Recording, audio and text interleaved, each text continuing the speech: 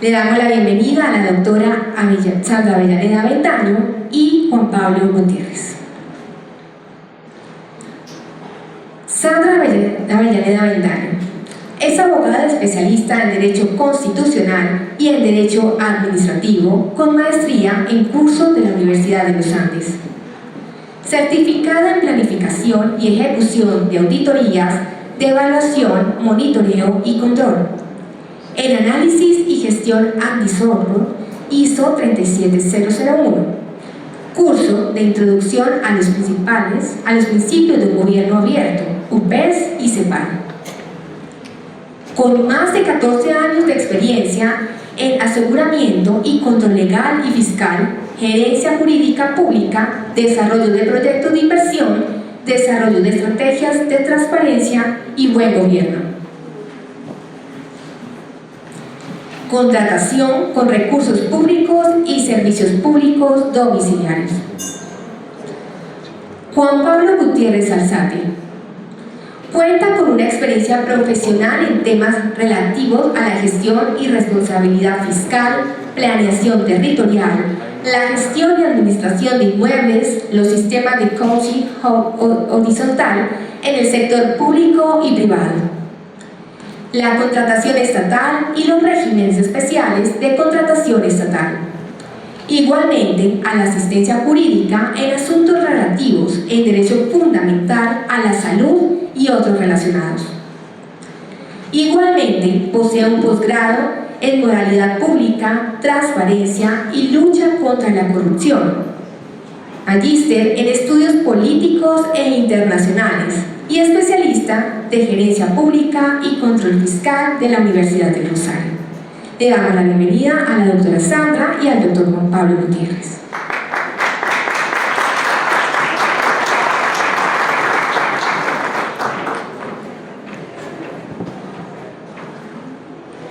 Bueno, qué alegría encontrarnos siempre, qué alegría podernos encontrar en escenarios en los que en la libertad de la academia construimos, proponemos, planteamos. Doctora Badía, lo decía Sonia, una Contraloría que contribuye al fortalecimiento del Estado y que trabaja con los colombianos y colombianas que por vocación vienen a la gestión pública, genera esperanza, porque sin duda la gestión pública necesita a los mejores, pero los mejores que han estado acá no quieren volver. ¿Por qué no querrán volver? Esas preguntas debemos propiciarlas en estos espacios. Lo decía usted con mucho acierto, y la Academia de la Gestión Pública que se dedica a recoger las cifras de lo público, tiene una que soporta su afirmación, doctora Badía. En efecto, de los fallos de responsabilidad fiscal de los últimos 3 años, el 3% son por dolo y el 97% por culpa grave. ¿Y qué hay detrás de la culpa grave? Porque nuestro auditorio es mayoritariamente no abogado, y eso es algo que también nos genera ilusión. ¿Qué hay detrás de la culpa grave? Desconocimiento, falta de preparación en ocasiones. Muchas veces, desconocimiento no de lo técnico. Pueden llegar personas muy preparadas a gestionar lo público, preparadas en su ámbito. Los médicos, los ingenieros, los economistas, muy capaces y preparados, pero que, como lo decíamos, desconocen los riesgos de lo público. Y el peor riesgo es el que se desconoce porque no se puede gestionar. Entonces eso nos tiene acá con Juan Pablo. Muchas gracias, doctora. Buenos días a todos.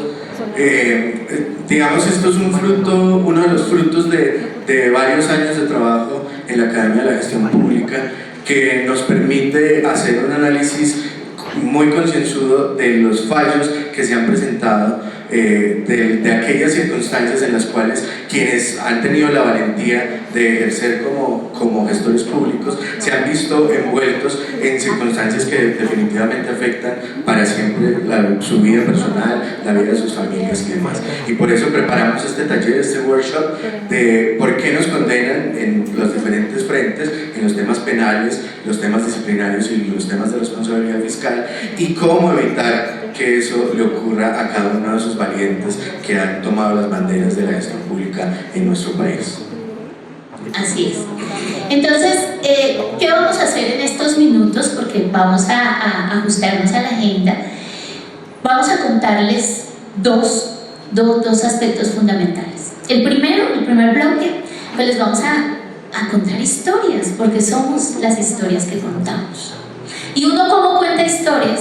Pues definitivamente en estos ejercicios tan delicados como los que ustedes asumen, ¿cierto? Ustedes, los titanes que le ponen el pecho a este país, pues no podemos venir a contarles cualquier tipo de historia.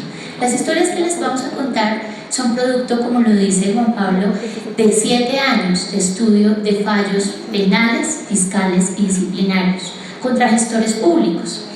Y estudiándolos, lo que hemos hecho con mi equipo de investigadores, a quienes hago un reconocimiento y expreso toda mi admiración, porque son un grupo de 17 jóvenes que su edad y su aspecto físico los hace ver muy jóvenes, pero realmente tienen la sabiduría de un anciano y tienen el amor de este país que nos une a todos. Entonces, pues a ellos mi cariño y mi gratitud.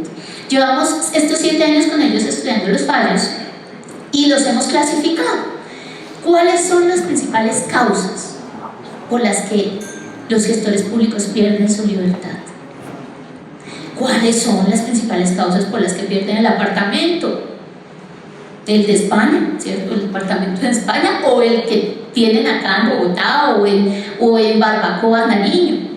¿Cuáles son las principales causas por las que se pierde la oportunidad de seguir ejerciendo la profesión, ¿cierto? Por la cual nos inhabilita? Eso es lo que vamos a ver. Sigamos, por favor, muy rápidamente. Y el segundo bloque, vamos a compartir con ustedes unos tips claves, fundamentales para este momento coyuntural en el que estamos en el país. Y hay que decir que tenemos muchos equipos de gobiernos entrantes conectados por streaming, a ellos un saludo muy especial. Tenemos futuros secretarios de despacho escuchando esto, pero también tenemos responsables y juiciosos gestores, alcaldes, gobernadores salientes que le han pedido a su equipo que nos acompañe hoy para saber cómo cerrar bien su gestión. Entonces vamos a hacer eso, a contarles cuáles son las principales causas y cuáles son esos aspectos fundamentales para un cierre adecuado y un inicio adecuado de gestión. Sigamos, por favor.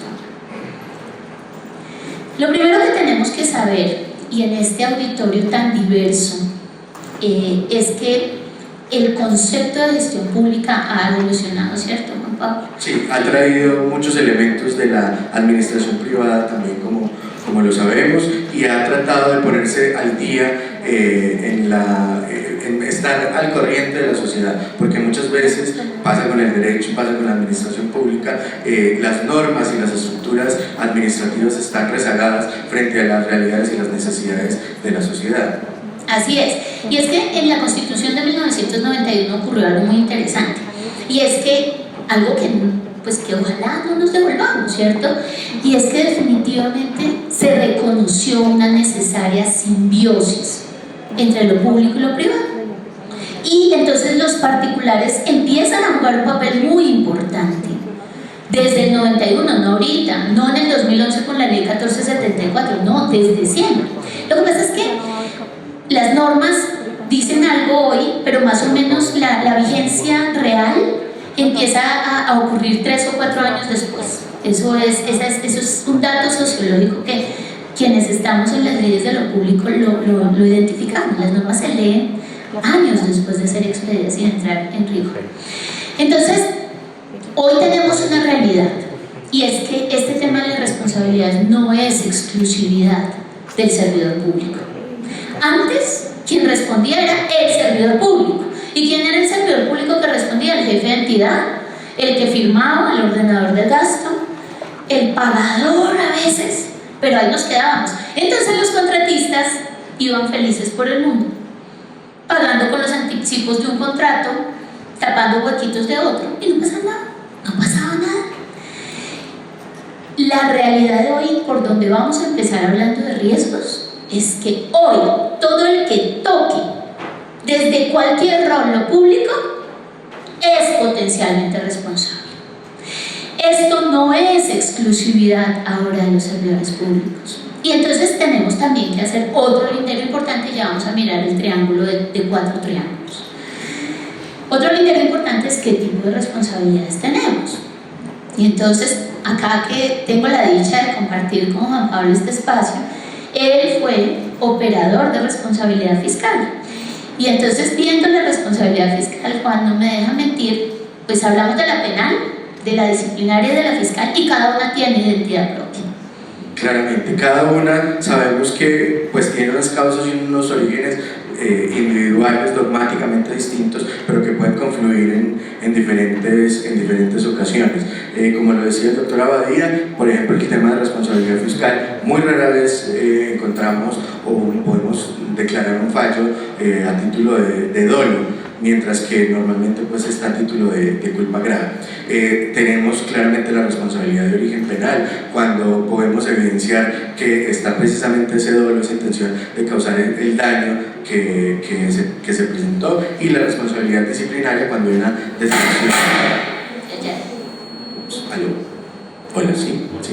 Todos nos ponemos nerviosos cuando hablamos de estos temas. Y la responsabilidad disciplinaria que se presenta cuando hay una desviación frente al deber normativo que tiene, digamos, relación con el cargo o función que ejerce el funcionario público o el contrato que está desempeñando, como lo decía la doctora Sandra, porque este ámbito, digamos, es cada vez más comprensivo, el ámbito sancionatorio es cada vez más comprensivo, más comprensivo con H, menos comprensivo sin H cada vez, porque exige mucho más responsabilidad de cada uno de los agentes. Y entonces, cuando miramos el triángulo de 4 triángulos, vamos a ver, cada uno de ustedes, no lo tienen que confesar, esto acá es tranquilo, secreto de confesión, cada uno con cada uno, en su intimidad va a decir, ay, yo estoy en tal triángulo. Como que no estoy en el control. Como que no estoy, sí, o sea, no sé, total libertad académica. Cada uno va a decir en qué triangulito se encuentra para sí. Tenemos los servidores públicos que gestionan su quehacer en derecho público. Entonces, en términos de contratación, ley 80, ley 1150, decretos reglamentarios, las 254 normas que regulan la contratación en Colombia, ¿se sabían? Hay 254 cuerpos normativos en Colombia que algo tienen que ver con la contratación. Y según el DNP, cada cuerpo normativo en Colombia tiene un promedio de 20 artículos. Los señores financieros me dicen cuánto es 20 por 254, por favor, como esta abogada matemática, le da como 4.000 y algo, ¿cierto? Su merced lindos, todos se tienen que saber esos 5.080 artículos. Entonces es uno de los anuncios para saber gestionar los riesgos. Por Dios santo, en un país con histeria normativa de este talante, estamos trasegando terrenos de inseguridad jurídica. ¿Y quiénes los trasegan? Los buenos, los que por vocación deciden ser gestores públicos y no irse a ser gerentes privados, optan por construir país. ¿Cómo generarles a ellos condiciones de seguridad? Ahí vamos dejando preguntas impulsoras de reflexiones. Bueno, entonces estamos servidores públicos en derecho. Tenemos servidores públicos en derecho privado. Y esto sí que es difícil, ¿cierto? Es muy difícil asumirlo, asimilarlo. Cuando uno llega a una empresa de servicios públicos, a una empresa de economía mixta, que por ahí tenga una participación pública del 10%, y uno le dice, mucho gusto, su merced, yo soy su asesora y su merced es un servidor público. Eso genera un choque tremendo. Yo no soy servidor público. ¿Cómo me viene a decir usted a mí que soy servidor público? Pues lo que ocurre es que, si bien constitucionalmente tenemos un concepto de servidor público, el concepto doctrinal y jurisprudencialmente ha ido mutando razonablemente, haciendo conexión sistemática precisamente con la realidad de que los particulares ahora vienen a gestionar lo público. Entonces estamos los servidores públicos que gestionan derecho privado, es decir, todas aquellas entidades que tengan algún tipo de participación pública se entienden a la luz de la Constitución y de la Ley 489 entidad estatal. Claro, el derecho privado, una cosa es la naturaleza, otra cosa es el régimen.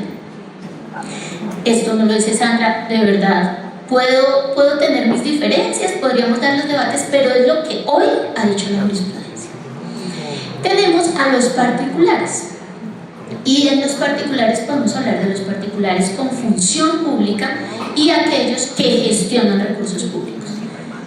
En lo particular, yo considero que la gestión de recursos públicos es una función pública, pero en algunos ámbitos como el disciplinario los han dividido. Entonces hay quienes sostienen que si uno solamente gestiona recursos públicos no está ejerciendo una función pública, que las funciones públicas son aquellas potestades unilaterales, es decir, cuando el Estado con una varita mágica le entrega a un particular algo que solo puede hacer el Estado, ¿cierto? Esas capacidades unilaterales o coercitivas o de investigación o sancionatorias.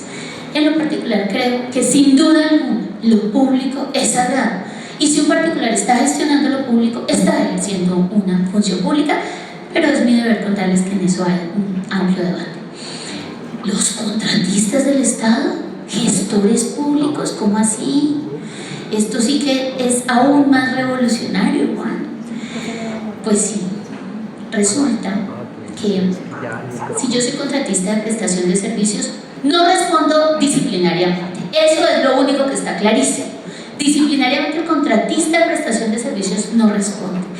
Pero les cuento, vamos a tener en este segundo Congreso Nacional de Gestión Pública al procurador que sancionó, escuchemos esto, disciplinariamente a Odebrecht. Así es, una visión completamente novedosa y, como les decía, comprensiva con H de esa función que tiene la Procuraduría General de la Nación, en la cual, en el entendido de que hay una administración, y como lo decía la doctora Sandra, un ejercicio de la función pública a través de la administración de recursos públicos, pues eso los convierte a su vez en sujetos pasivos de la acción disciplinaria. Y con una visión además bastante sólida, muy bien argumentada, que dio lugar a esa sanción a los contratistas de Odebrecht, que pues digamos fue beneficiosa para el país. Antes de que Sandra retome la palabra, de todas maneras aquí en este triángulo de 4 triángulos estamos parados también frente a un concepto que en lo fiscal es muy importante. Todos estos de alguna manera pueden ser catalogados como gestores fiscales, y si pueden ser catalogados como gestores fiscales pueden ser encontrados responsables fiscales dentro del proceso de responsabilidad fiscal también. Así es. Y precisamente uno de los hitos que han cambiado la historia, miren, la ley, esa proliferación normativa nos cambia la historia constantemente. Y como les digo, yo llegaba a dictar la capacitación de interventoría y supervisión con los cambios de la ley 1474 de 2011 hasta hace poquito, y la gente abría los ojos. Bueno, primero empezaban con desidia, los ingenieros, ¿cierto? Porque los ingenieros dicen, ¿qué va a hacer una abogada enseñarme a mí a hacer interventoría? Si esa es una tarea técnica. Pues 10 años después no habían leído que es técnica administrativa, contable, financiera y jurídica. Y entonces yo decía, pobrecito, pobre cristiano, no, esto hay que abrirle los ojos. Porque los ingenieros que ejercen la labor de interventoría o los técnicos que la desarrollan siguen muchos creyendo que es una labor técnica, y hace por lo menos 12 años no lo es. Entonces, claro, el rol del contratista tiene varias aristas. El contratista que tiene administración de recursos públicos, como los concesionarios, como los contratos de administración delegada, como los contratistas que manejan el famoso anticipo, ahí está administrando recursos públicos. El anticipo es un préstamo, es un recurso público que le doy a usted para que que usted desarrolle su labor, el objeto que le contraté. Que estemos o no de acuerdo con eso, allí ya vienen las posturas personales como académica. No estoy de acuerdo con los anticipos, pero por supuesto los ingenieros tienen muchos argumentos válidos para decirnos, entonces solo podrían ejecutar los contratos los que tienen un gran músculo financiero. Entonces eso genera una reducción de un direccionamiento. Pero también tenemos un dato acá muy importante, y es que desde el 2011, con esta concepción artículo 119 de la ley 1474, porque la idea no es que los técnicos se vuelvan abogados, pero sí hay pildoritas, hay artículos que todos deberíamos conocer. El particular que gestiona recursos públicos, el contratista, el interventor y el supervisor, sí o sí se tienen que leer el 119 de la 1474, porque resulta que ese artículo dice que todos son solidariamente responsables. Y allí nace una reflexión muy importante, porque la solidaridad no deroga el principio de proporcionalidad, y muchas veces lo que entendemos es: hay un daño fiscal de 40.000 millones de pesos, ordenador del gasto, jefe de entidad, ordenador del gasto, interventor y contratista son solidariamente responsables y todos responden por el mismo monto. Y allí hay un llamado a la reflexión frente a el principio, armonizar esto con el principio de proporcionalidad. Sigamos, por favor. Dicho esto, y cada uno ubicado en alguno de esos 4 triángulos, perdónenme, antes de entrar en los riesgos penales, quiero contarles que hace muy poco empezó una discusión en lo penal muy interesante. Ustedes saben, y quienes no saben, les contamos, los delitos contra la administración pública tienen sujeto activo calificado. ¿Eso qué significa? Que solo lo pueden cometer el servidor público, ¿qué? Y entonces, quien es particular dice: yo no soy servidor público, yo me miro en el artículo 113 de la Constitución, ahí no estoy yo. Quien es contratista dice: maravilloso, yo no soy servidor público, es decir, no puedo ser autor de ese delito. Y quiero decirles con el dolor en el alma que muchos pensaron que nunca podrían ser ellos, y hoy dolorosamente, probablemente sin haber hecho nada de mala fe, están detrás de las rejas por una razón, y es que en Colombia, no lo dice Sandra Avellaneda, sino un penalista internacional aterrado, Colombia es el único país del mundo en donde se penalizan errores administrativos. Entonces, claro que sí es importante saber que hoy en día particulares con funciones públicas, a la luz del artículo 20 del Código Penal, se entiende servidor público. Contratistas, a la luz del artículo 20, entendido en armonía con el 56 de la Ley 80, se entiende servidor público. Contratista de prestación de servicios, nosotros, esos que creíamos que pasábamos y que íbamos ramplantes por el mundo sin que nada nos tocara, hoy hay imputaciones penales contra contratistas a título de autoría, con lo que eso implica para efectos de la pena. Entonces, quienes acá somos contratistas, por supuesto no vamos a dejar de firmar los contratos y de seguir trabajando por este país, pero por favor hagámoslo con conciencia. Quienes acá somos particulares con funciones públicas, no vamos a salir corriendo y abandonar la función pública, no, la seguimos asumiendo, pero con mucha más conciencia. Y dicho esto, vamos a mirar muy rápidamente cuál es el top de las principales causas de fallos penales contra gestores públicos. Sigamos, por favor, sigamos. Este es un dato muy interesante que retoma la Secretaría de Transparencia en abril de este año, pero es un dato que proviene de la Fiscalía General de la Nación. Y aprovecho para saludar a los servidores de la Fiscalía que están conectados y que se encuentran presentes. Básicamente lo que nos dicen en términos de denuncias, que ahí el doctor Abadía, en un ejercicio muy responsable, nos mostraba todas las cifras del ciclo de vida, ¿no? No solo es la cifra de cuántos fallos con responsabilidad en el caso de la responsabilidad fiscal, sino qué interesante ser conscientes que una cosa es la denuncia. En el caso de la responsabilidad fiscal, por ejemplo, una cosa es el hallazgo y otra cosa es el devenir, el resultado final. Entonces, tengo que decirles que estos datos son de denuncias. Puede ser de acuerdo con lo que nosotros tenemos estimado, que a futuro lo que resulte de estas denuncias en condenas sea el 10%. Entonces, veamos estas cifras, estos números, pero veámoslos con la conciencia de que de ellos podemos terminar con condenas con números muchísimo menores que estos. Entonces, el primero, el top 1 de delitos, ay, Dios mío, acá ya empiezo a sentir miedo porque acaba de llegar nuestro oráculo en lo penal, entonces espero, si sigo barbaridades, tú me corriges con toda la confianza. El primero son los peculados, porque hay varios tipos de peculados, entonces allí los agruparon, digamos, y hablan que el primero de los peculados en denuncias es el peculado por apropiación. Tenemos 14.000, 15.000 denuncias de peculado por apropiación en este momento en trámite, a abril de este año. Luego el contrato lleno de requisitos legales, y realmente en general el grupo, el capítulo relacionado con lo contractual, entre los cuales está en el 410 el contrato lleno de requisitos legales. Es decir, ahí están todos esos que no se sabían los 5.000 artículos. ¿Sí? Y hoy perfectamente muchos de ellos pueden estar detrás de las rejas.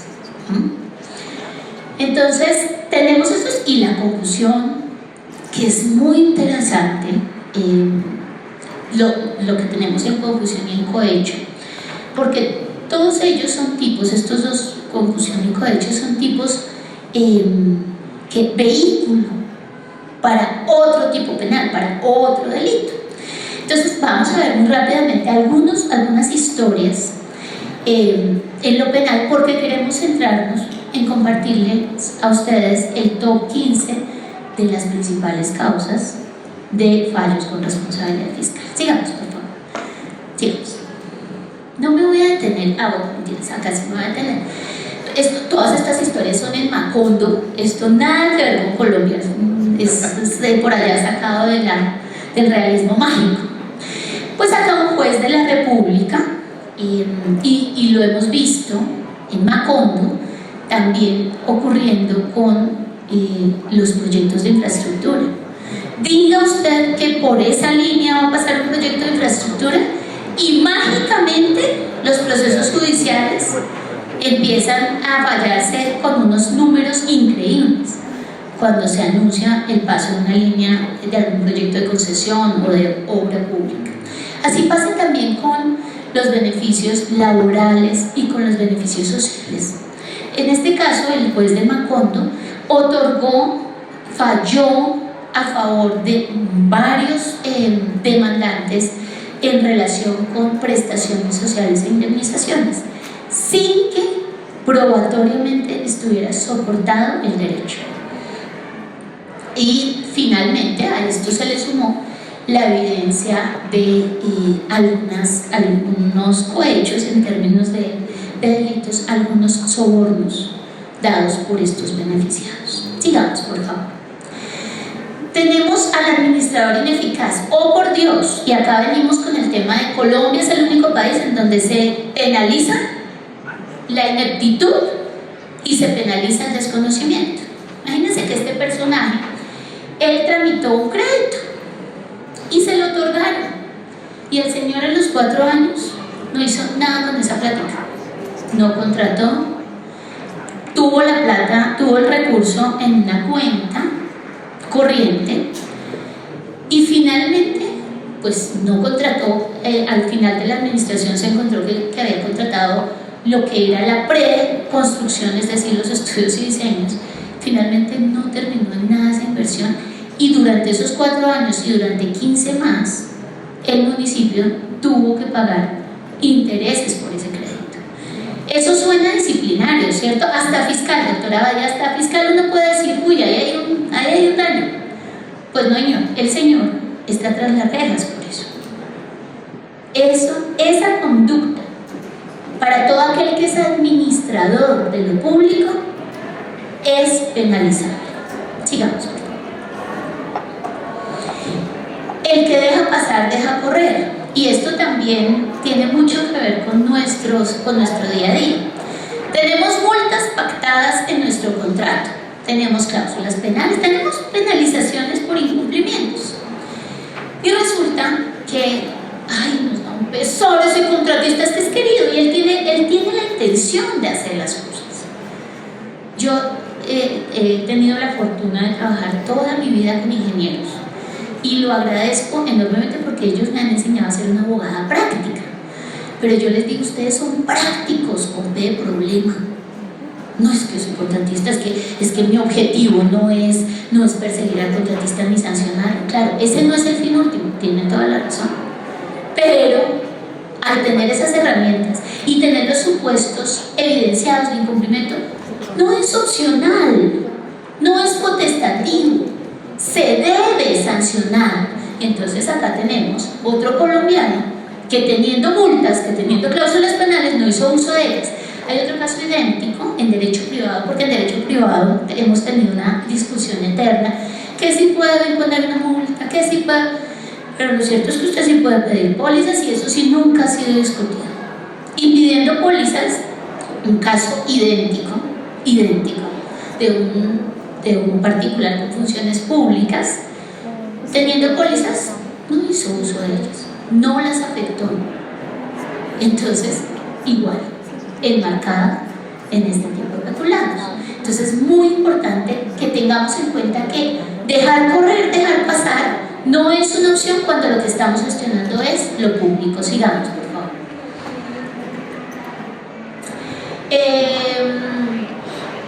Luego lo repongo, que es solo un préstamo. El anticipo no es un préstamo cualquiera, es que te está prestando el Estado. Sí. Y no te lo está prestando para que vayas y tapes los huecos de otro contrato de pronto no tan bien administrado. Te lo está prestando para que lo inviertas en lo que diga el plan de manejo de anticipo que se puede invertir. Y eso tiene destinación específica, el contrato. Entonces, con los anticipos sí que hay historias, muchísimas. Como habían tantas historias, la ley 1474 adoptó una serie de puntos de control que digamos que podemos percibir que han funcionado. Sin embargo, ocurren cosas como legalizo, presento soportes de legalización de pagos hechos con recursos de anticipo que no tienen nada que ver con el contrato. Ahí muy terrible el interventor, porque el interventor es la garantía de verificación de la relación de ese gasto. Otro, acredito un transporte y le pido favor a un amigo transportador que me haga una facturita o que me haga una cuenta de cobro y lo acredito, transporte que nunca ocurrió. Además de peculado, falsear el documento público en ese caso. Y así con los anticipos tenemos sin número de malos manejos, de manejos inapropiados. No nos podemos olvidar que el anticipo es un recurso público. ¿Qué pasa con los pagos anticipados? La Contraloría ha sido vehemente, claro, no están prohibidos, la ley 80 los menciona, pero los pagos anticipados, digo yo, es una figura maldita, porque es que la Constitución me dice a mí que yo no puedo hacer una erogación pública sin un beneficio público detrás. Y un pago anticipado no está soportado en ningún beneficio. Entonces, si bien está habilitado por la ley, la pregunta desde la gestión fiscal es ¿cuál es su beneficio público para haber realizado ese pago? Por lo menos en el anticipo, los rendimientos financieros retornan al presupuesto público. En el pago anticipado no. Y peor aún, tercera tipología grave, gravísima. Y miren que cuando contratamos en derecho privado ocurre mucho la práctica de doy un pago anticipado. O esta que les voy a contar. Voy a hacer un pago, un primer pago justo en noviembre contra un cronograma o contra un plan de trabajo. Ajá. Y voy a pagar el 90%. Terrible. Es que el anticipo, por lo menos en la ley 80, tiene un límite, pero con el pago anticipado no. Entonces a veces sentimos que esa es la libertad para tomar este tipo de malas decisiones. Y algunos de los que las han tomado hoy están haciendo parte de estas cifras. Entonces, no, cuidado con los anticipos, cuidado con los pagos anticipados y cuidado con los pagos mentirosos. primeros pagos que pagan cosas que no representan valor público. Sigamos, por favor. El buen samaritano. Resulta que este señor, pobrecito, él era, y acá tenemos funcionarios de una entidad financiera, él era director gerente de una sucursal de un banco público. Pues resulta que le otorgó préstamos a toda la familia, de la esposa, de los amigos, con lo público no somos ni amigos ni enemigos de nadie, pero definitivamente no podemos hacer favores. Es que el que está gestionando lo público tiene una vara superior de responsabilidad. Entonces, claro, en este caso se comprobó que el señor no hizo el protocolo de verificación y otorgó sobregiros a personas que no tenían la capacidad financiera para responder por ellos. Sigamos, por favor. Nos vamos entonces a la celebración indebida de contratos, en donde está nuestro top 2 de riesgos penales. Acá tenemos la violación del régimen legal de inhabilidades e incompatibilidades. ¿Somos conscientes? Les pregunto a ustedes, ¿somos conscientes que quien firme un contrato con alguien que de pronto tenga una inhabilidad puede estar cometiendo un delito? A mí eso en serio me parece muy disciplinable. Interesante investigarlo desde lo disciplinario. No, en Colombia es delito. Entonces, preguntas interesantes. ¿Qué puntos de control estamos estableciendo para la previa suscripción de contratos frente a la verificación de régimen de inhabilidades e incompatibilidades? Y si ustedes me contestan que el punto de control es pedirle una cartica al señor o a la señora jurando sobre la Biblia que no está en el régimen de inhabilidades e incompatibilidades, les digo que podemos estar en riesgo, porque resulta que si bien la responsabilidad prima es del contratista que declara no estar en inhabilidad e incompatibilidad, detrás de estas historias en el proceso penal le preguntan al gestor público, al ordenador del gasto: sírvase a indicar cuál fue su punto de debida diligencia para la verificación. Si ustedes no tienen puntos de debida diligencia, con quienes nos conocemos, yo creo que esa es la palabra que más me han escuchado en toda la vida.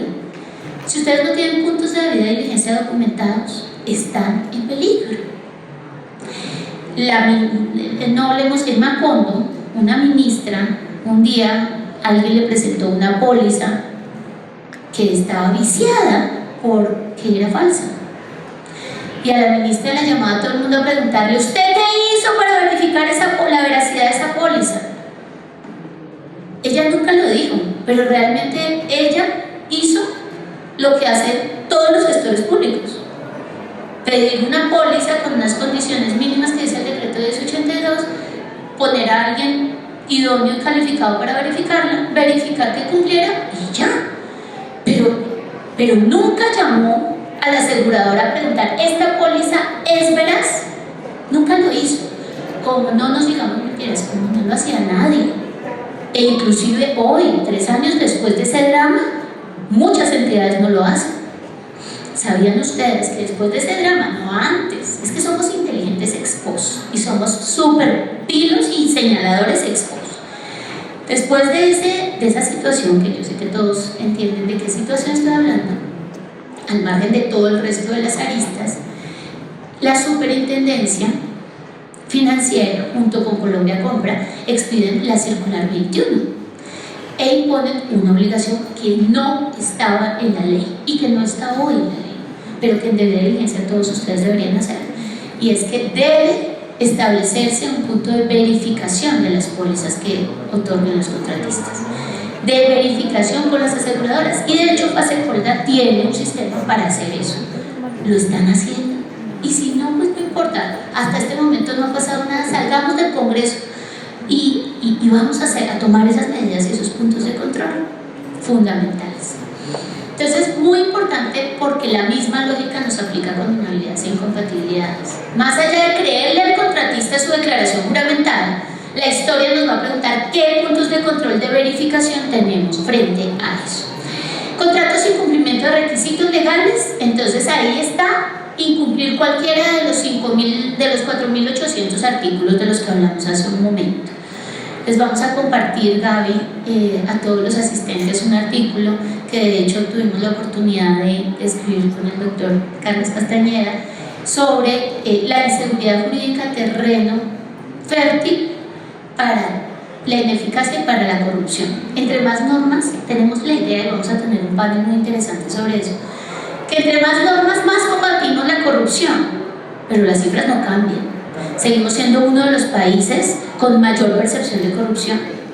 Entonces, probablemente lo que tenemos que preguntarnos es, ¿hemos medido la eficacia de los 3 estatutos anticorrupción que hoy coexisten? No lo hemos hecho. Y acuerdos restrictivos de la competencia está dentro de este. Sigamos, por favor. Entonces, esto es un llamado muy hiperbólico. Acá les pido, por favor, que todos suelten su celular y me pongan mucho cuidado, por favor. En las clases les digo que lo pongamos en modo avión. Cuando uno se sube a un avión, finalmente, el que sea, le toca ponerle un modo avión, porque algunos ya tienen wifi, pero no hay nada mejor que sentir que el tiempo se puede detener y que uno puede dejar a un lado ciertas cosas. Resulta que el top 1 de contratos sin el lleno de requisitos legales es por las necesidades mal escritas. O no escribir la necesidad, porque a veces en derecho privado nos parece que podemos no expresar la necesidad por escrito. Eso no es una opción, está atado a los principios. El principio de economía indica que yo no puedo salir a contratar con lo público lo que a mí se me ocurra. Tengo que atar eso a una planeación y a unas necesidades del servicio que me ha sido encomendado. Entonces, o no existe la necesidad expresada por escrito, o existiendo, es una necesidad que no está soportada suficientemente. O estando soportada, resulta que yo la sobredimensiono, ¿cierto? Tengo documentado que necesito 3 personas para la atención al ciudadano. Tengo las cifras históricas y me justifican con horas hombre 3 personas, pero resulto contratando 10. Entonces, igualmente, la necesidad existe, pero está viciada, está enfermita. O dentro de la necesidad describo servicios que no, esto es increíble pero pasa, que no corresponden a la misionalidad ni al quehacer funcional de la entidad. Entonces la necesidad es fundamental. Lo que empieza bien puede terminar bien, pero lo que empieza mal con toda certeza termina muy mal. Y esto sí, en el peor de los mundos se vuelve un hallazgo penal, un proceso penal, una condena penal, pero por lo menos, con claridad, tiene muchísimo futuro disciplinario. Y en lo disciplinario, esta es la primera causa también de decisiones disciplinarias. Y además con un agravante, y es que son en nivel de gravísimas. Sigamos, por favor. Las realidades acomodadas, la mona que se vista de seda, mona se queda. Yo les digo que yo puedo entrar por esa puerta así súper espampanante y decirles mucho gusto, Marilyn Monroe. Ustedes saben que yo no soy Marilyn Monroe. Ustedes saben que yo soy Sandra Vallaneda o cualquiera menos Marilyn Monroe. Entonces, ¿qué hacemos poniéndole convenio a una cosa que realmente es un contrato, que tiene pagos, que tiene servicios prestados, ¿sí? ¿Qué hacemos poniéndole el nombre de contrato de suministro a algo que tiene actividades de obra? Solamente para evadir ese articulito que dice que con universidades públicas no podemos firmar contratos de obra. Entonces nos parece fácil firmar un contrato de obra poniéndole el nombre de suministro. Eso es peligroso, de toda peligrosidad. Eso es un terreno para que ocurran este tipo de condenas. Pago anticipado, que realmente es un anticipo mimetizado. Un estudio de mercado, esta es otra perla maravillosa. Estudios de mercado donde yo invito a la matriz, X, a la subordinada y al que es socio de estas dos. Y entonces les digo que por favor los invito a cotizar para hacer mi estudio de mercado. Pues ese estudio de mercado tiene un vicio gravísimo. Cuidado con eso, porque es que hay que ser y parecer. Y siempre llevar por delante una premisa que salva la vida, y es que la verdad nos hace libres. Entre más rigurosos y ortodoxos seamos en el manejo de lo público, más tranquilos podemos dormir. Sigamos, por favor. Finalmente, en cuanto a los contratos y en el lleno de requisitos legales, tenemos los contratos direccionados, los pliegos sastre. Es muy chistoso como recorriendo el país, tuve la oportunidad de recorrer el país socializando los primeros pliegos tipo que hubo en Colombia, que tengo que decirle a mis queridos compañeros de Limpias que no fueron los de Limpias, porque todo el mundo dice que fueron los de agua transparente. Y en estos pliegos, con estos pliegos, recorrimos el país y conocimos a Colombia. Yo recorriendo el país en ese entonces, 2008, perdí la inocencia, porque definitivamente, pues, le decían a uno cosas como, ajá, doctora, ajá, pues no, ajá, no, digamos que no, ajá, o sea, otro. Pues doctora, me decían cosas como, no, es que acá están descarados, doctora, es que me dijeron que lo del niño Jesucito. Y yo, ay, ¿qué es eso tan horrible? ¿Cómo así lo del niño Jesucito? Sí, con los piecitos, las manitos y el pipicito. Y yo, ay, ¿qué es esto? Y no son cuentos, son realidades. Y entonces eso en las regiones y en los pasillos se ve muy normal. Al punto que uno escucha cosas como, no, es que hay que trabajar con los amigos. Pues trabaje con los amigos en los contratos que pueda firmar directamente, pero los que son por licitación pública, si no le gusta, cambie la ley, promueva una iniciativa legislativa para cambiar la ley. Pero hoy la obra pública que supera la menor cantidad se contrata por licitación pública, y si no, igual por un proceso selectivo público. Eso no es de otra manera, y si es de otra manera, esa persona está en peligro. Entonces, pues los pliegos sastre, que son un desastre, le han hecho mucho daño a este país. Porque qué cosa tan triste cuando ahí la filosofía de nuestras abuelas funciona muy bien. El que tiene rabo de paja no se acerca a la candela. Y si yo como gestor público negocié con ese contratista, difícilmente le voy a imponer una sanción. Y entonces allí vienen los elefantes blancos. ¿Cuántos son, Diego? 1773 elefantes blancos hoy en Colombia reportados por el registro de obras inconclusas de la Contraloría. Entonces, a nuestros alcaldes electos y que van cerrando, preguntémonos cómo nos fue con esas obras inconclusas.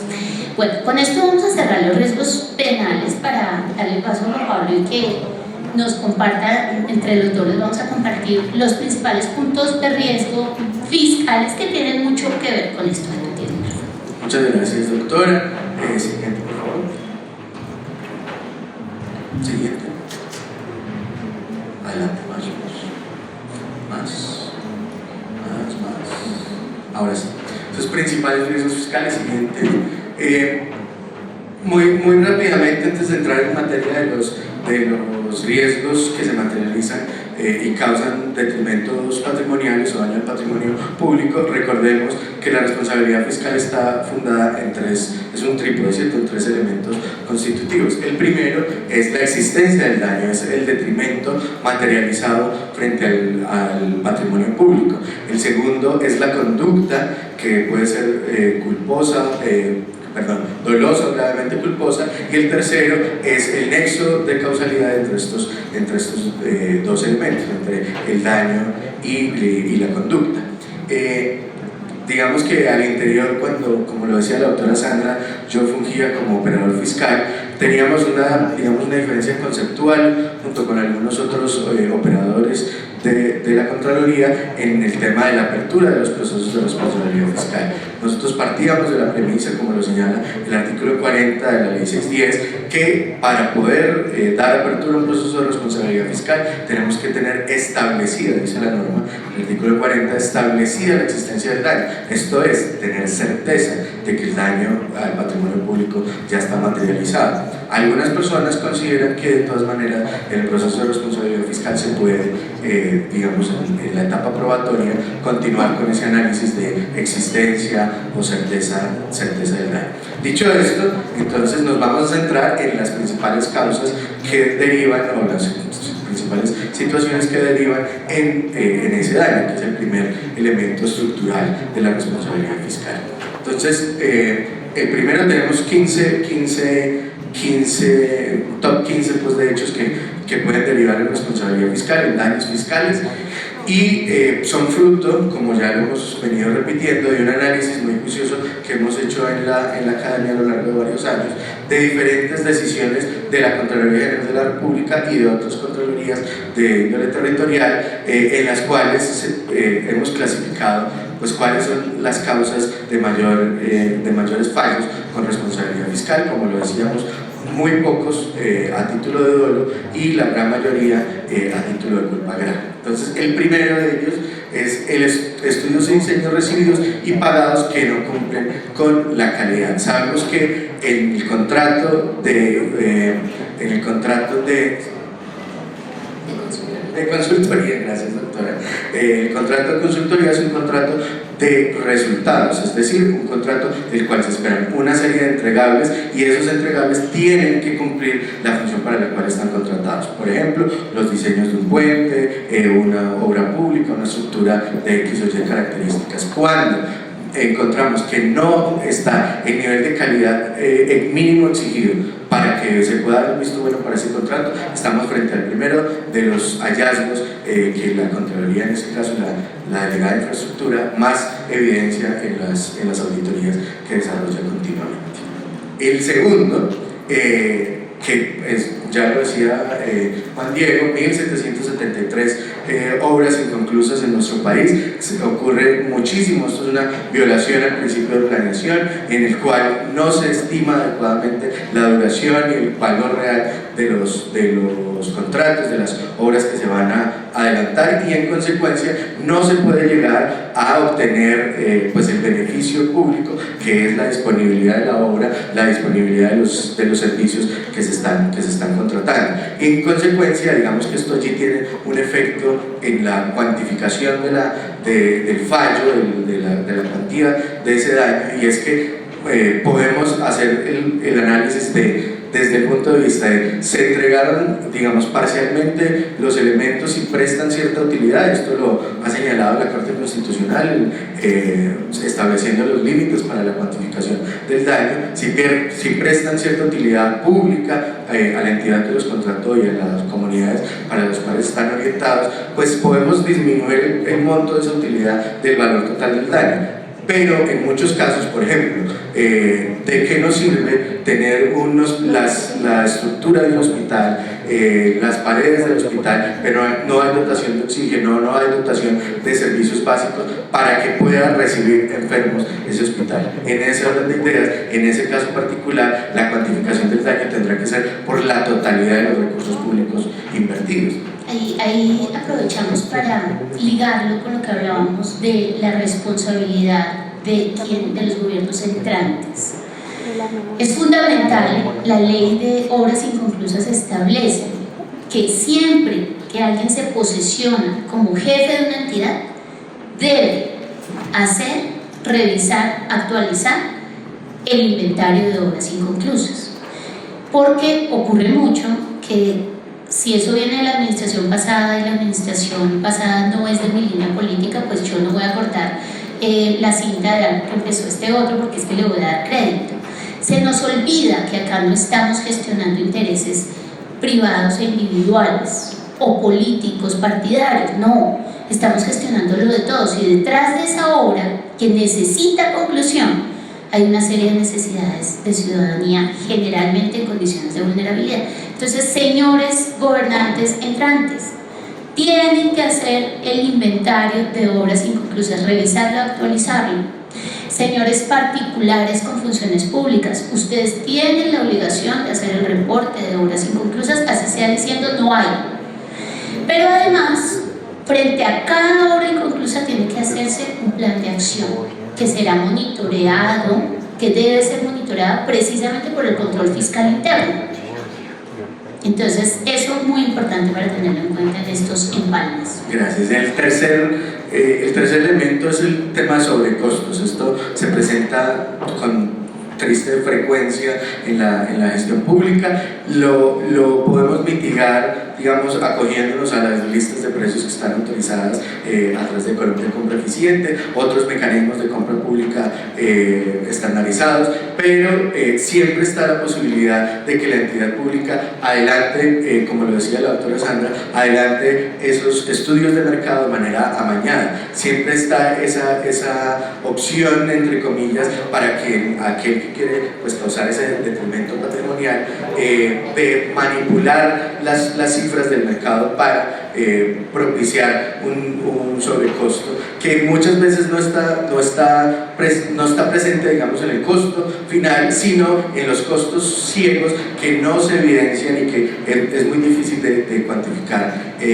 a la hora de hacer la cuantificación de la adquisición que se requiere desarrollar. Pero para ello se necesita tener la claridad de la unidad de condiciones de tiempo, modo y lugar, de manera que pues no le puedo pedir una cotización a un proveedor por allá en Chigorodó y a otro en Bucaramanga y a otro en Bogotá, porque seguramente esas cotizaciones, por no tener unidad de condiciones de tiempo, modo y lugar, no van a ser estándares y no van a estar afectadas exclusivamente por las variaciones del mercado, sino por otras circunstancias exógenas que claramente pues, pueden incidir en que el valor sea distinto. Ahí en el tema de sobrecostos hay 3 momentos de riesgo para que lo tengan muy en cuenta. El primer momento es precisamente cuando se hace el estudio de mercado, se tienen estas cotizaciones o se hace revisión de históricos internos o de históricos de entidades que tengan las mismas condiciones mías. Ese primer momento puede llevarme a que yo tenga un estudio de mercado que supera las condiciones del mercado. El segundo momento de riesgo, el segundo punto de riesgo muy importante acá es el momento de la ejecución, cuando llega el contratista a pedir una adición o una adición que son aquellas mayores cantidades de lo inicialmente contratado, o cuando llega a pedirme ítems o actividades no previstas en el contrato en las condiciones iniciales. Ahí tenemos 2 riesgos fundamentales. Si son mayores cantidades, no podemos olvidar que debemos pagarlas al valor que las pactamos, al valor unitario que se pactaron. No podemos cambiar el valor en el contrato. Si son cantidades o productos o actividades no previstas, tenemos que hacer un estudio de mercado. Cuando yo llego a decir que toca hacer un estudio de mercado, me echan agua bendita. Doctora, el decreto dice que hay que hacer estudios de mercado, eso es para el estudio de mercado para la etapa precontractual. Lo que pasa es que el Consejo de Estado lo ha dicho, cuando usted va a adicionar algo que no pactó inicialmente, es el típico contrato adicional. Entonces le toca hacer el ejercicio de debida diligencia en planeación y de precaver la verificación del mercado para evitar sobrecostos. Yo creo que vamos barriendo acá para ir cerrando, para dar paso al panel. No exigir garantías de cumplimiento, ¿por qué será que me va a dar un riesgo fiscal? Pues resulta que en ese caso, los casos que están en esa tipología de riesgo, tenemos que el hecho de no exigir las garantías es una presunción de culpa grave. Otro artículo fundamental que debemos conocer todos, el 118 de la Ley 1474. Ahí están consignadas las 5 presunciones de culpa grave, por las que nos puede, ¿qué significa una presunción de culpa? ¿Cierto? Todos somos inocentes hasta que se nos pruebe lo contrario. Pues cuando hay una presunción que el legislador incorporó, no, somos culpables. Tenemos que llegar con el arsenal Sí, se invierte la carga de la prueba, yo soy el que tiene que demostrar que en efecto pues, actúe conforme a la norma. Sí. Entonces, ¿qué pruebas de debida diligencia estoy documentando?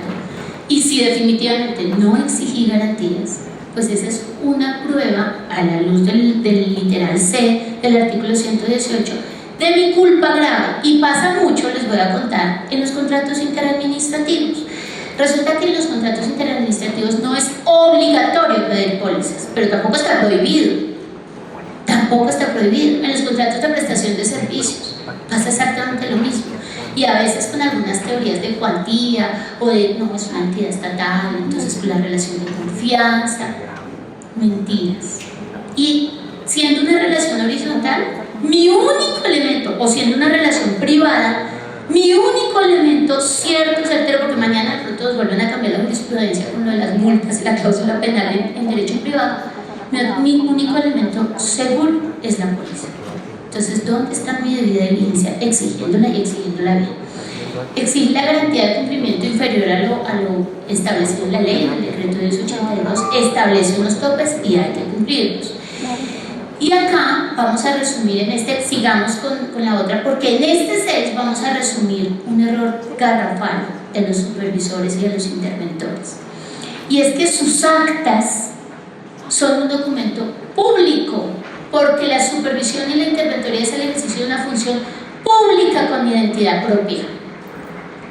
Entonces, si de pronto nos llega por esta época un contratista a decirnos: ay, señora supervisora, señor supervisor, mire, es que yo tengo que entregarle el 3 de diciembre, le tengo que entregar, no el 3, no, el 4 de diciembre le tengo que entregar 100 computadores, pero se me quedaron 60 en puerto, le tengo acá 40, pero mire, le prometo que eso me llega la primera semana de enero, pero es que si usted no me da el recibo, pues no me va a poder pagar y yo me voy a quedar sin lo de la prima, los regalitos de Navidad de mis trabajadores, miren, póngase la mano en el considere, por favor.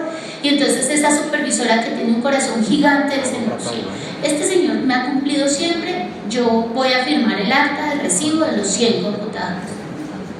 ¿Esa señora o ese señor supervisor le pidió un peso a ese contratista? No. ¿Tenía intención de hacer algo macabro, malo con el recurso público? No.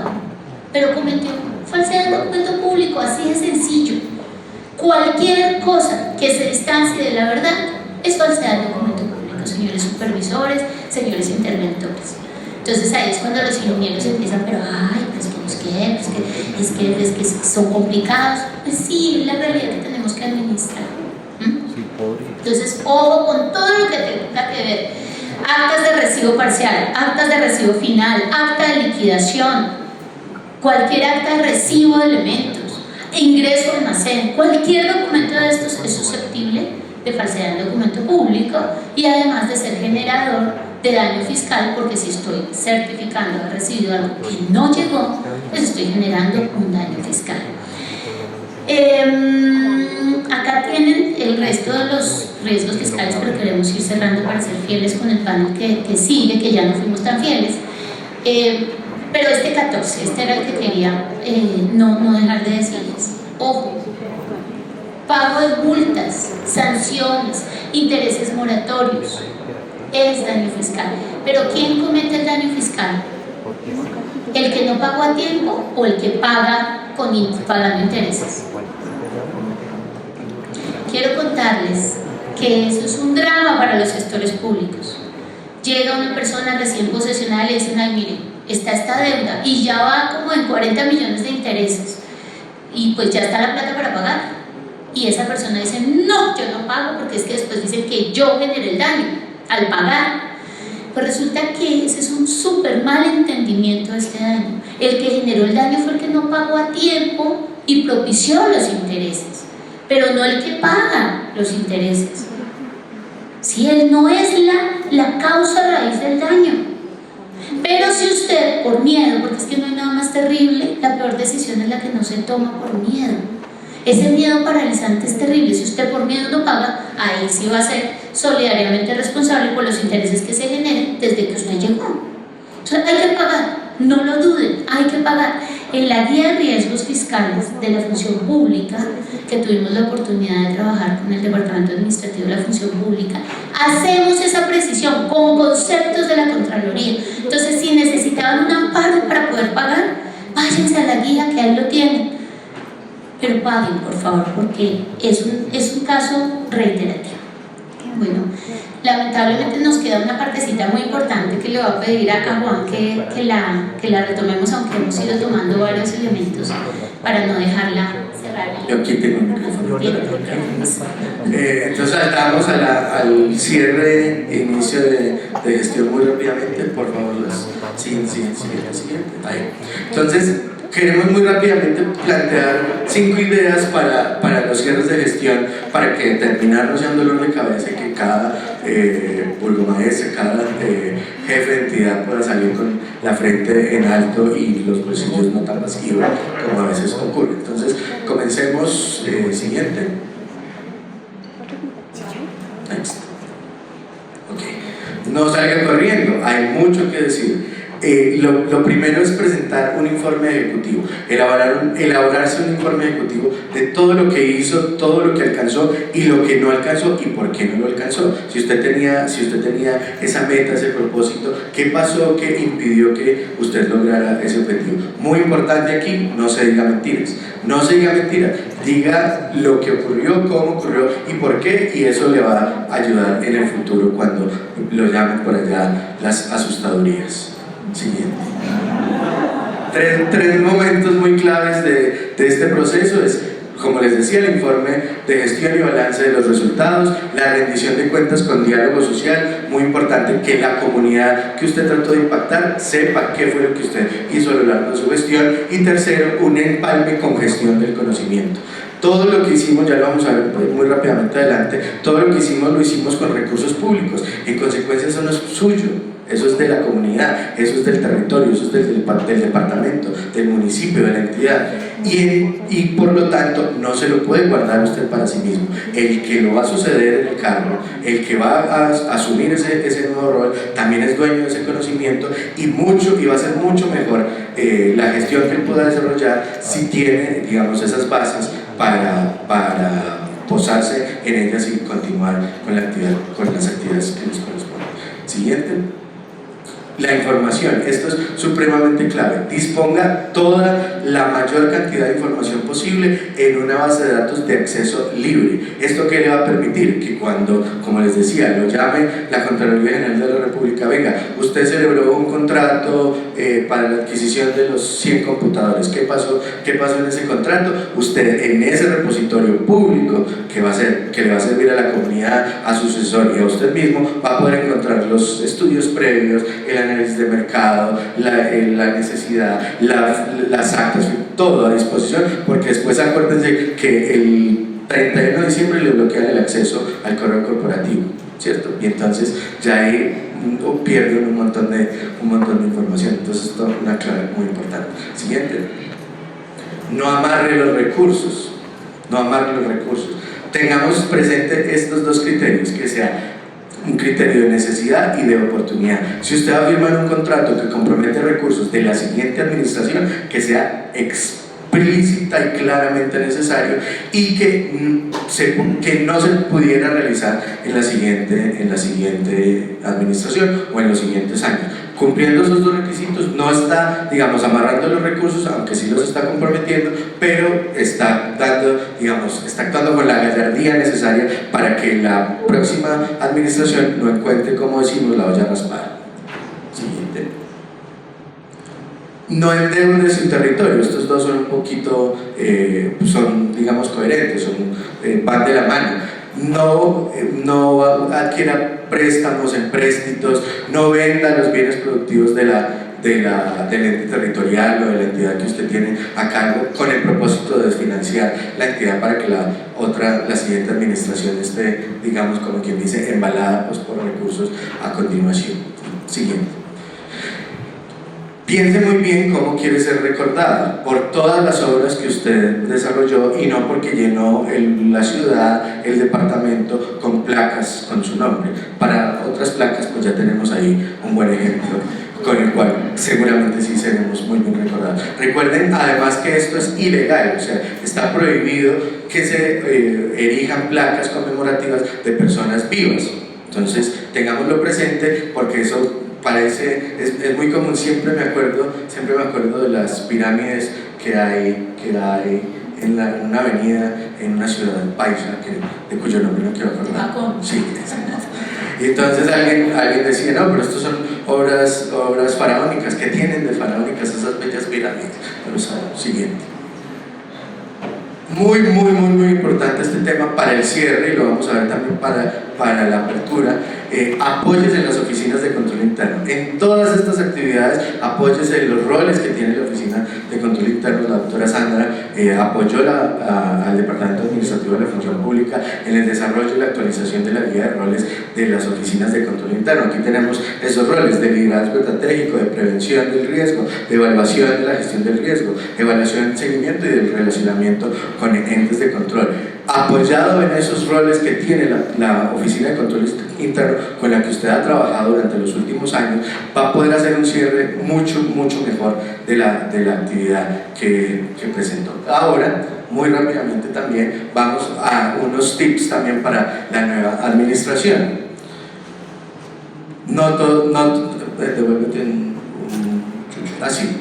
Siguiente. No todo es malo. No todo es malo. Ten en cuenta que, por ejemplo, ganó el partido rojo y estaba gobernando el partido azul. Eso no implica que ustedes tengan que ser contradictores, tengan que ser enemigos.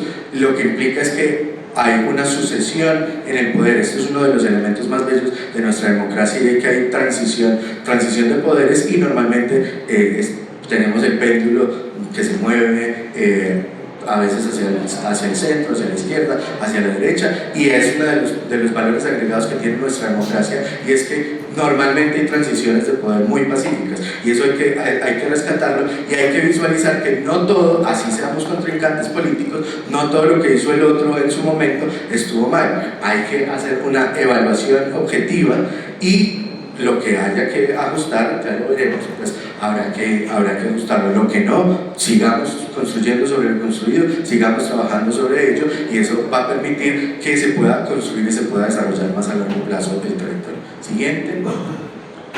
No recuerdo quién lo decía ahorita, tal vez el doctor, el delegado del Contralor.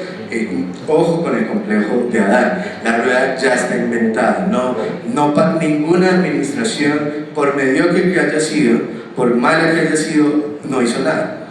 Partimos de unas bases, además, porque sabemos que hay cumplimientos legales mucho más allá de los proyectos bandera que tenga cualquier administración.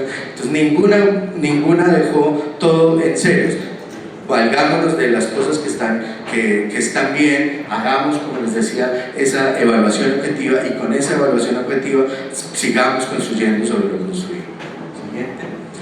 Corrige el rumbo. Claramente hay cosas que por concepción de ciudad, por concepción de región, por concepción de país, tenemos distintas, o porque simplemente no son convenientes para el territorio, y fue precisamente, por ejemplo, uno de los motivos por los cuales fuimos elegidos. Lo podemos decir ya muy claramente en este caso. Un candidato proponía que cambiáramos la ruta y el diseño del metro, otro candidato dijo, no, vamos a seguirlo haciendo como está planteado hasta ahorita, y hubo un apoyo mayoritario a ese candidato aquí en la ciudad de Bogotá. En las cosas que, por ejemplo, la administración de Bogotá, ya que tomamos ese caso, no esté haciendo las cosas bien, pues este nuevo candidato, este nuevo mandatario, este nuevo candidato tendrá que corregir el rumbo, tendrá que reorientar los recursos, las acciones de su entidad a que el municipio, el territorio, se vaya por el caso más adecuado. Y finalmente, insisto, apóyense en las oficinas de control interno. Lo veíamos al principio con la instalación del Congreso que hacía el doctor Abadía. El control interno es supremamente importante. Le estamos dando desde el análisis, el estudio que hicimos con el apoyo de la Contraloría Delegada de Economía, de Finanzas Públicas, de la Contraloría General. encontramos muchísimos elementos en los cuales podríamos conservar, proteger y potencializar muchísimos recursos públicos desde el primer nivel de control, que son las oficinas de control interno. Repito, es exactamente la misma diapositiva de los cierres, con la apertura. Confiemos en las oficinas de control interno como aliadas de la gestión, no como ese palo en la rueda que está permanentemente poniéndole problema a lo que estamos proponiendo. Y ahora sí, la última. Ustedes, quienes han asumido el reto de ser mandatarios, el reto de ser gestores públicos, son los héroes de este país, los que se han puesto la camiseta, la capa para defender los recursos públicos, para transformar y mejorar las realidades de sus comunidades. Y precisamente por eso las mismas comunidades esperan y demandan mucho de ustedes. Se espera un comportamiento ético, un comportamiento público muy escrupuloso, y precisamente para eso estamos aquí nosotros, para defenderlos, para apoyarlos, para orientarlos también en las cosas que tienen. Pero ustedes, que son los héroes de este país, pues tienen que creerse esa realidad. Muchas gracias.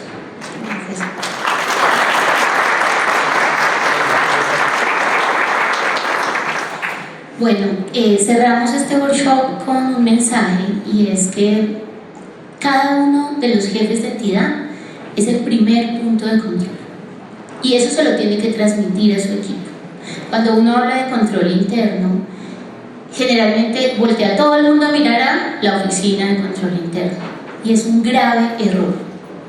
El control interno, la cabeza del control interno es el representante legal, y es a él a quien le hacen los administrativos sancionatorios fiscales por obstrucción del control. Es a él a quien en primera medida acuden e inician sobre él los procesos de responsabilidad.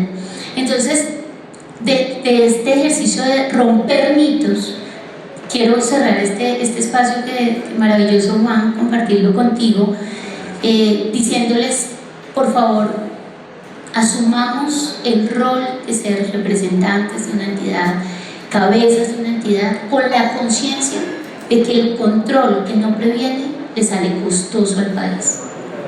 Entonces, ¿qué puntos de control reales tenemos? ¿Tenemos nuestra matriz de riesgos fiscales ya establecida?